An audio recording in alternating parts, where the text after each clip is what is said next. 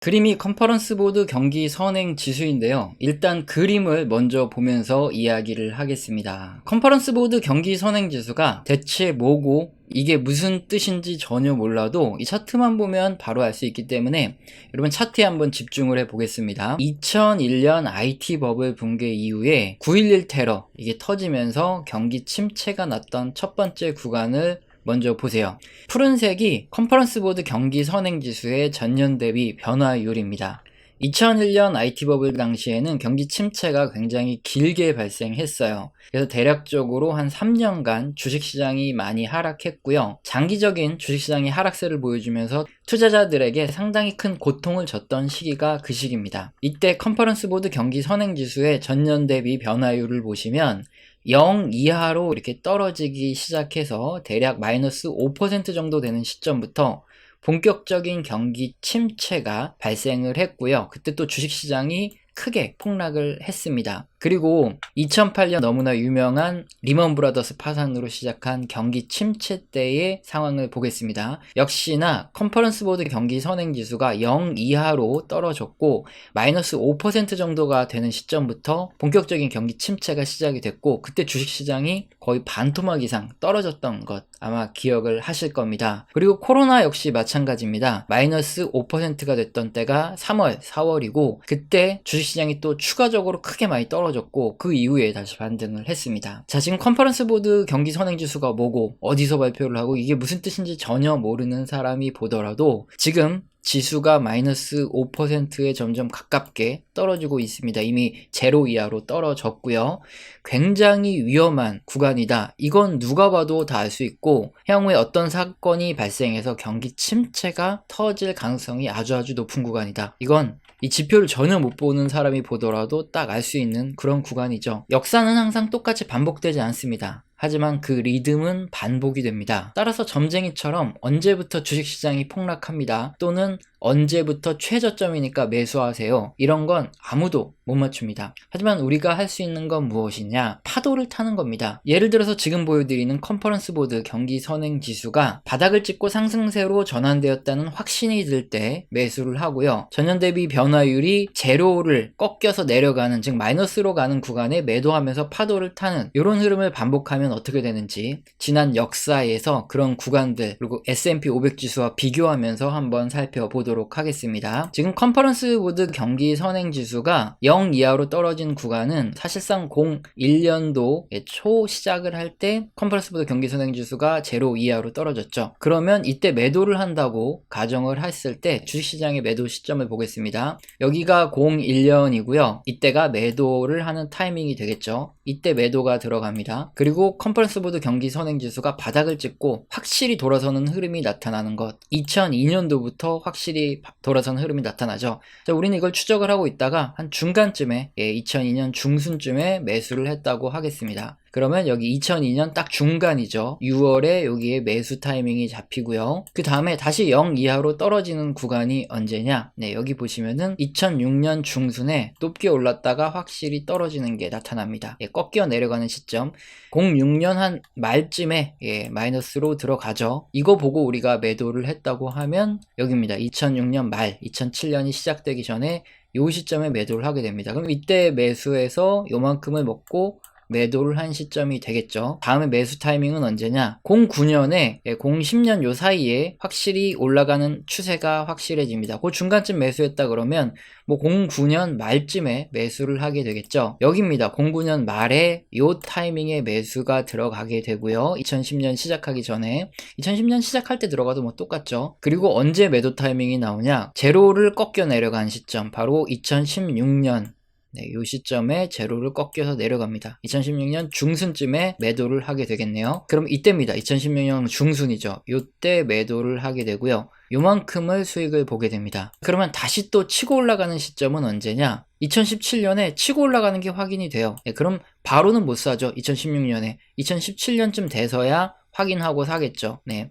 그러면 이때 중순에 다시 매수를 한다고 하면 이때입니다. 2007년 중순에 매수 타이밍이 오고요. 그리고 2019년에 제로를 꺾여서 마이너스로 진입을 했습니다. 그러면 2019년 이때입니다. 거의 2022년이 시작되기 전에 추세 확인이 됐고 매도를 하게 되면 이만큼을 또 먹겠죠. 그리고 이때 매도를 했으니까 현금을 가지고 있었겠고, 언제 다시 또 확실하게 상승하는 추세가 나냐, 2020년 3, 4월 이후에 확실히 올라가는 추세가 나타나죠. 그러니까 2020년 중순이나 말에 매수를 하게 됩니다. 그러면 2020년 말 그리고 2021년이 되기 전 이 시점쯤에 매수를 하게 되고요. 매도는 언제 하죠? 확실히 꺾여 내려가는 2022년 중순쯤에 매도를 한다고 하면 지금 이 시기이죠. 이때 요만큼을 먹고 매도를 하게 됩니다. 자, 흐름을 보시면은 매수 매도 매수 매도 매수 매도 매수 매도, 역사적으로 최저점에 매수를 한다거나 최고점에 매도를 하는 건 아니에요. 하지만 적절한 무릎에서 매수를 하고 적절한 어깨쯤에 매도를 한 데이터가 나오죠. 자, 이게 정확하게 시점이 꺾일 때 그때 매수 매도를 한 게 아닙니다. 그냥 단순하게 컨퍼런스 보드 경기 선행 지수의 전년 대비 변화율이 0 이하로 꺾여 내려갔다는 게 확인될 때 그냥 매도를 하고, 추세적으로 반등을 했다, 이게 확인되는 딱 중간 지점이죠. 뭐 거의 6개월 정도 이렇게 확 반등된 게 확인되면은 이건 확실히 반등한 거니까, 그걸 확인하고 매수를 했다고 가정했을 때 이런 데이터가 나온다는 겁니다. 괜찮죠? 무릎에 서서 정확하게 어깨 매도하는 이런 흐름이 지난 30년간 나왔고, 데이터를 늘려봐도 동일하게 이렇게 나옵니다. 이런 그림을 보여드린 이유는, 자, 우리는 투자할 때 그냥 컨퍼런스 보드 경기 선행 지수의 변화율만 보고 매수 매도를 하면 된다,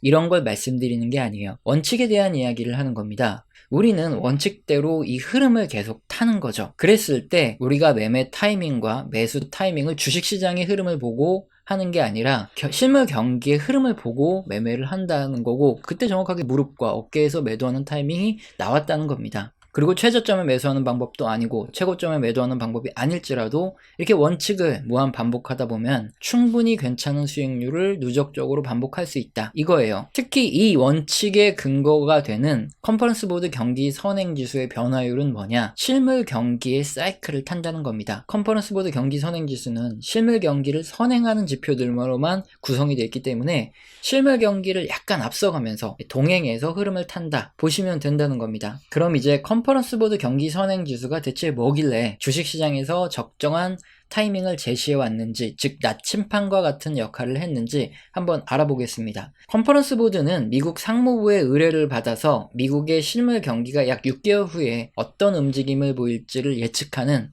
실물 경기 선행 지수를 발표하는 민간 기구예요. 여러가지 경제지표를 근거로 자체적으로 고안된 이 가중치를 두어서 계산을 하고요. 구성 항목은 그림과 같습니다. 주요 구성 항목을 살펴보면 제조업 주간평균 근로시간, 실업수당 청구 건수, 제조업 신규 주문, ISM 신규 주문이 있고, 자본재 신규 주문, 건축 허가, S&P 500도 있고요. 이렇게 다양한 지표들이 사용이 됩니다. 우리 채널에서 모니터링을 하는 지표들 중에 다수가 포함되어 있는 것 확인이 가능하고요. 이게 컨퍼런스 보드 경기 선행 지수가 지난 역사적으로 장기간을 봤을 때 실물 경기에 실제로 선행하는 흐름, 즉 적중률이 굉장히 높기 때문에 신뢰도가 굉장히 높은 지표라고 할 수 있습니다. 특히 그림과 같이 침체 시그널 지표도 발표를 해주는데요. 역사적으로 이렇게 -5 수준에 있을 때 경기 침체가 왔던 확률이 아주 높습니다. 그러면 2022년 12월 발표된 지금 상황은 어떠냐? 이미 침체 시그널이 나온 상태입니다. 이 말은 향후 경기 침체가 발생할 가능성이 아주 높은 상황이다, 이렇게 말을 해주는 거고요. 경기 선행 지수를 구성하는 세부 지표를 봤을 때 비금융 지수 쪽에서 더 하락이 많이 나왔고, 비즈니스 부분의 소비자 기대 지수, 그리고 ISM 제조업 신규 주문, 그리고 건축 허가, 그리고 주간 노동시간, 이런 지표들에서 주로 하락이 많이 나온 것을 확인을 할 수 있습니다. 즉 실물 경기 쪽에서 금융 쪽보다 더 많이 나빠졌고, 오히려 주식 쪽에서는 더 많이 올라가고 채권 시장도 더 좋은 흐름을 보이고 있죠. 이 말은 실물 경기는 철저히 망가지고 있지만 주식 시장은 조금 더 좋은 흐름을 보였다, 그러니까 주의를 해라, 이 말입니다. 이에 따라서 컨퍼런스 보드 선임연구원은 뭐라고 말을 하고 있냐면은 2023년 초에 경기 침체가 시작돼서 중순까지도 이어질 거다, 이렇게 경기 침체가 향후에 거의 확실하게 온다, 이런 전망을 내놓고 있습니다. 적중률이 높은 컨퍼런스 보드의 선임연구원이 이런 말을 하고 있으니까 실제로 경기 침체가 오든 안 오든